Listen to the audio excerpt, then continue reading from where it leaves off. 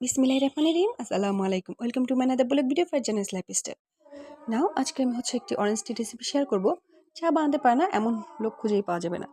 But অনেক সময় দেখা যায় যে রং চাটা মেক করতে গেলে অনেকের লিকারটা বেশি হয় অথবা খেতে একটু কষকষ ভাব আসে। বাট আমার এই রেসিপিটা ফলো করলে এই প্রবলেমটা সলভ হয়ে যাবে। অ্যাকচুয়ালি চার টেস্ট আর ফ্লেভার দুটোই ডিপেন্ড করে ভালো কোয়ালিটির চা পাতার উপরে। সো যারা চা পছন্দ করেন তারা অবশ্যই চেষ্টা করবেন প্রিমিয়ার কোয়ালিটির চা পাতা ইউজ করতে। রিসেন্টলি আমার ছোটো দেবর সিলেট গিয়েছিল, তো সেখান থেকে চা পাতাটা এনেছে।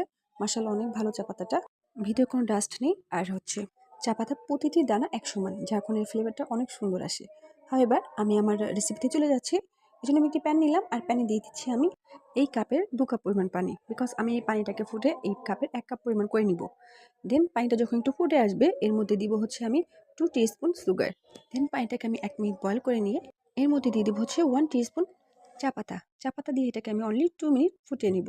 আমার লিকার চাটা রেডি হয়ে গেছে, এবার এটাকে আমি ছেঁকে নিব। চাইলে কেউ এভাবেও খেতে পারেন, বাট আমি যেহেতু অরেঞ্জ টি রেসিপি শেয়ার করতে যাচ্ছি, তো আমি নেক্সট স্টেপে যাচ্ছি। আমি 1 পিস কমলা ভালো করে খোসা ছাড়িয়ে এই কাপের মধ্যে দিয়ে দিচ্ছি। দেওয়ার সময় আমি একটু ভেঙে দিয়েছি যাতে ফ্লেভারটা ভালো আসে। দেন আমি এবার আমার সেই মেক করে রাখা চাটা এর মধ্যে দিয়ে দিলাম। ব্যাস হয়ে গেল আমার অরেঞ্জ টি। এই শীতের সময় যাদের একটু সর্দি কাশি লেগে থাকে তারা যদি এরকম 1 কাপ অরেঞ্জ টি খান অনেক উপকার পাবেন। সো কেমন লাগলো রেসিপিটি অবশ্যই কমেন্টসে জানাবেন, আর একবার হলেও ট্রাই করে দেখবেন। ভালো থাকবেন। আল্লাহ হাফিজ।